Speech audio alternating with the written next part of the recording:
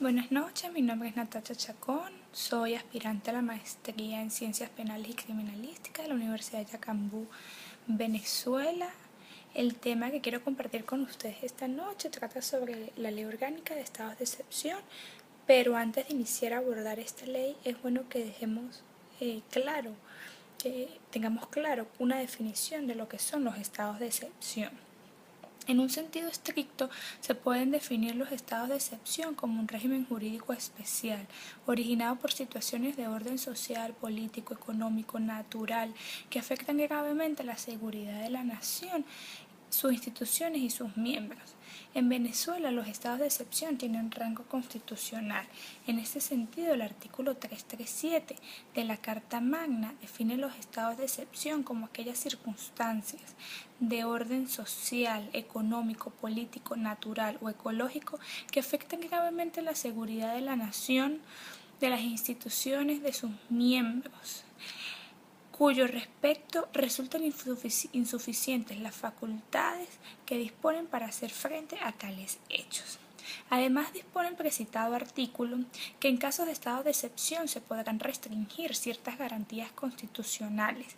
Entre ellas tenemos no se puede restringir el derecho a la vida, prohibición de incomunicación y tortura, el derecho a la información, al debido proceso, a la igualdad, el derecho a la igualdad ante la ley, el amparo constitucional y otros derechos inherentes al ser humano. La Ley Orgánica de Estados de Excepción fue publicada en la Gaceta Oficial Extraordinaria número 37.261, de fecha 15 de agosto del 2001. Esta está constituida por 43 artículos distribuidos en 4 títulos. El título 1 establece que la presente ley tiene por objeto regular los estados de excepción en sus diversas formas. Entre ellos tenemos el estado de alarma, el estado de emergencia económica, estado de conmoción interior y el estado de conmoción exterior. Además, los estados de excepción solo pueden dictarse ante situaciones objetivas de suma gravedad, en las que sean insuficientes las medidas ordinarias de las que dispone el Estado para su control. Se basa en los principios de proporcionalidad y limitación y duración limitada, ya que estas deben ser proporcionales a la gravedad, naturaleza y ámbito de la situación que se desea controlar. Estas deben ser de carácter excepcional y de no permanencia, ya que podríamos estar ante un gobierno que quisiera desvanecer el Estado de Derecho y de Justicia que implanta nuestra Constitución. En su título 3 se establecen las diversas formas de los estados de excepción. En su título 2 se establecen las diversas formas de estados de excepción en sus diferentes formas. Entre ellas, como primero tenemos el estado de alarma, donde el presidente de la República podrá decretar el estado de alarma en todo o en parte del territorio nacional cuando se produzcan catástrofes, calamidades públicas u otros acontecimientos similares que pongan seriamente en peligro la seguridad de la nación, sus instituciones y sus ciudadanos y ciudadanas. Este decreto no podrá excederse de 30 días, pudiendo prorrogarse por 30 días más. Un ejemplo de ello sería la vaguada que se efectuó en el estado Vargas.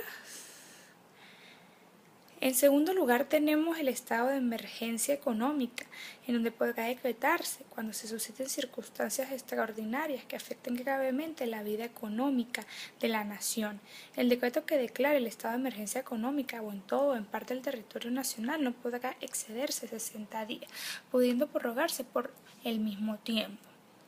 En tercero tenemos el estado de conmoción interior, que solo podrá decretarse en caso de conflicto interno o por todas aquellas circunstancias excepcionales que impliquen grandes perturbaciones al orden público, que signifique un notorio peligro para la estabilidad institucional de la nación.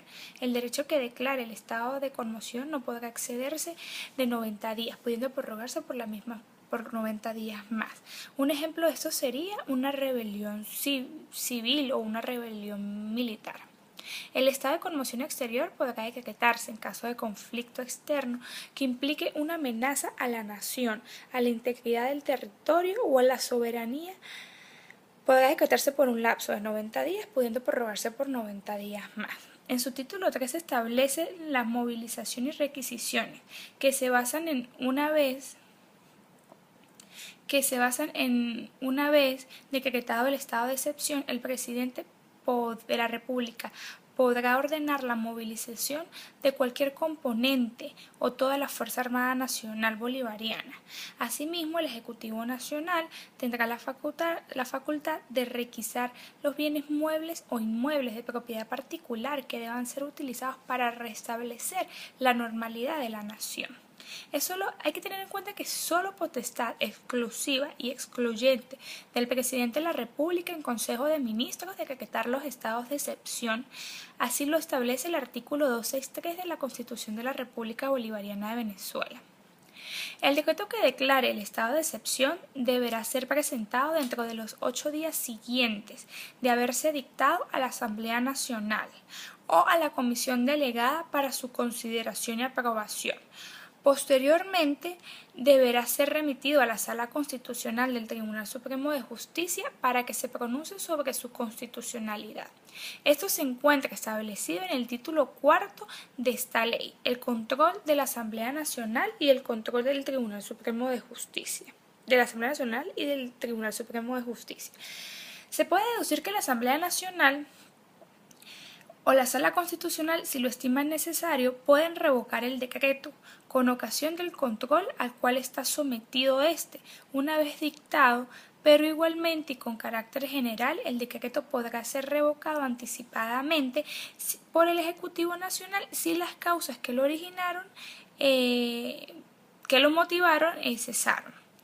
Además, se puede ejercer controles subjetivos por los ciudadanos afectados en su esfera jurídico-subjetiva por el decreto que acuerda el estado de excepción. En este sentido, se podrá interponer recurso de nulidad por inconstitucionalidad e incluso el denominado amparo contra actos normativos, que procede contra los actos u omisiones y actuaciones derivados del decreto.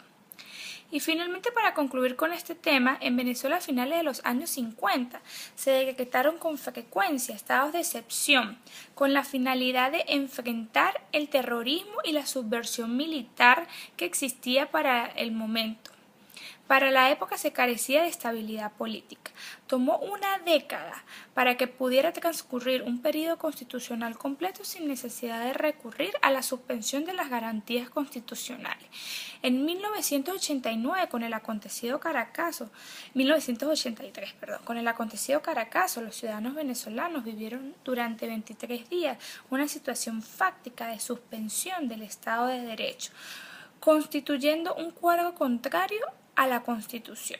En febrero de ese mismo año se dictó un decreto mediante el cual se suspendió en todo el territorio nacional las garantías constitucionales a los reos imputados del delito contra la cosa pública.